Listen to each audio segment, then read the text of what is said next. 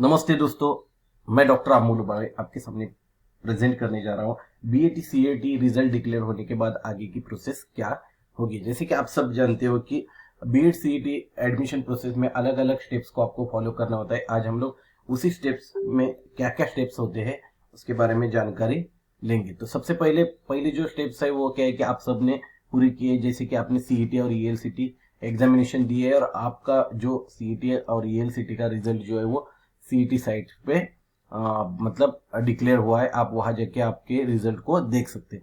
अभी रिजल्ट के बाद आगे की प्रोसेस क्या होगी, तो आपको क्या करना है कि आपकी सीईटी स्कोर कार्ड को आपको डाउनलोड करके रखना है। डाउनलोड करते समय ये बात ध्यान में रखनी है कि जो भी सीईटी स्कोर कार्ड होगा वो आपको हार्ड कॉपी और सॉफ्ट कॉपी फॉर्मेट में आपके पास होना आवश्यक है। तो आगे की जो प्रोसेस होगी वो क्या होगी, तो आगे की जो प्रोसेस होगी उसमें आपको ये ध्यान में रखना है कि आपको अलग अलग डॉक्यूमेंटेशन प्रिपरेशन करके रखने हैं। जैसे कि दो प्रकार के डॉक्यूमेंट्स आपके पास होने चाहिए जो एडमिशन के लिए बहुत ही महत्वपूर्ण है। एक एकेडमिक डॉक्यूमेंट्स और दूसरा जो है सपोर्टिव डॉक्यूमेंट्स। एकेडमिक डॉक्यूमेंट्स जो होते हैं वो इसेंशियल डॉक्यूमेंट्स में कहा जाता है। तो उसमें आपके पास 10th का सर्टिफिकेट होना आवश्यक है, 12th का सर्टिफिकेशन होना चाहिए, ग्रेजुएशन सर्टिफिकेट भी आपके पास होना चाहिए, और अगर आपने पोस्ट ग्रेजुएशन किया होगा तो पोस्ट ग्रेजुएशन सर्टिफिकेट भी आपके पास होना आवश्यक है।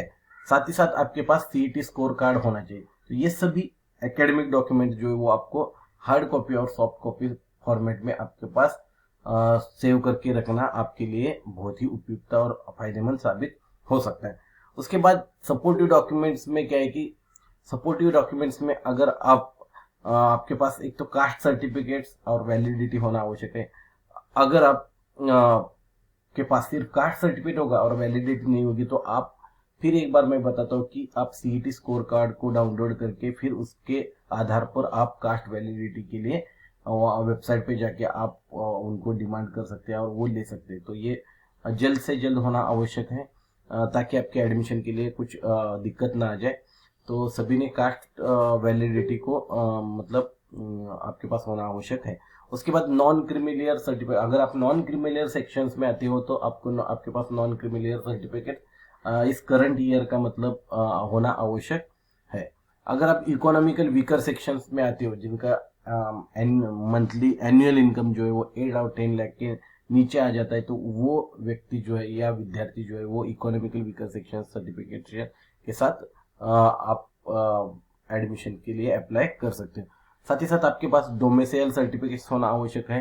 डोमिसाइल सर्टिफिकेट्स में आपको नेशनलिटी सर्टिफिकेट्स है या बर्थ सर्टिफिकेट्स आपके होना आवश्यक है, या लिविंग सर्टिफिकेट जिसके ऊपर आप यहाँ भारतीय नागरिक हो ये दिखने चाहिए, ऐसे आपके पास प्रूफ होना आवश्यक है।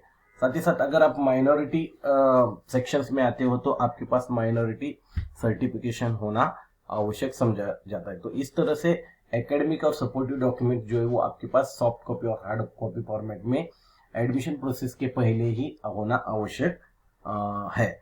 उसके बाद की स्टेप्स क्या होगी, तो सबसे पहले क्या होता है कि आपको जैसे ही सीईटी का रिजल्ट लगता है डाउनलोड स्कोर कार्ड के बाद आपको क्या किया जाता है कि आपको सी कैप साइट्स पे आपको एनरोल करने के लिए बोला जाता है। तो कैप मतलब क्या है कि सेंट्रल एडमिशन प्रोसेस। तो इस साइट अभी तक वो साइट चालू नहीं है, लेकिन जैसे ही हो जाएगी तब आपको इन्फॉर्म किया जाएगा। तो कैप साइट्स पे जाके आपको एनरोल करना होता है।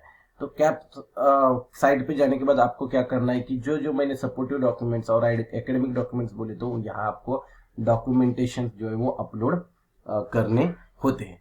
तो आपको वो तब वहां जाके आपको सॉफ्ट कॉपी और हार्ड कॉपी के में डॉक्यूमेंटेशन अपलोड करना आपके लिए बहुत ही उपयुक्त है। उसके बाद आपको क्या करना है कि साथ ही साथ उस कैप साइट पे जाके आपको कॉलेज प्रेफरेंस देने होते हैं। तो ये कॉलेज प्रेफरेंस देते समय आपको जिस कॉलेज में आप एडमिशन लेना चाहते हैं या आपके नज़दीक के कॉलेजेस को आपको क्या करना है, कॉलेज के नाम के साथ तथा डिस्ट्रिक्ट वाइज या यूनिवर्सिटी वाइज आप कॉलेज को प्रेफरेंसेस दे सकते हैं। और जब आप प्रेफरेंस देते हो तब आपकी क्या है कि वेरिफिकेशन ऑफ मेरिट लिस्ट, इस जगह पे आपकी क्या है कि आपके डॉक्यूमेंट्स को वेरीफाई किया जाता है। आपकी मेरिट लिस्ट लगती है जो आपको वेरीफाई करने के लिए दिया जाता है। उसके बाद फाइनल मेरिट लिस्ट लगती है और फाइनल मेरिट लिस्ट में अगर आपका नाम आ जाता है तो आपको क्या किया जाता है कि फाइनल मेरिट लिस्ट को डिस्प्ले करने के बाद कैप एडमिशन प्रोसेस को, जो राउंड होते हैं फर्स्ट सेकंड थर्ड जो राउंड होते हैं, उस प्रोसेस को आगे लेके जाकर फिर आपको क्या करने पड़ते हैं कि आपको कॉलेज को अलॉटमेंट दिया जाता है। उसमें कॉलेज अलॉटमेंट लेटर को फिर आपको क्या करना पड़ता है कि डाउनलोड करके हार्ड कॉपी और सॉफ्ट कॉपी फॉर्मेट में आपके पास लेकर इन सभी डॉक्यूमेंट्स को लेकर आपको डॉक्यूमेंट वेरिफिकेशन के लिए आपके कॉलेज में आपको बुलाया जाता है। जिस जगह पे आपका कैप राउंड में जिस कॉलेज का नाम आया वह डॉक्यूमेंटेशन वेरिफिकेशन किया जाता है और उसके बाद आपको कॉलेज में एडमिशन दिया जाता है। इस तरह से ये बीएड एडमिशन की पूरी प्रोसेस है और आपको ये स्टेप्स को फॉलो करते आगे जाना है।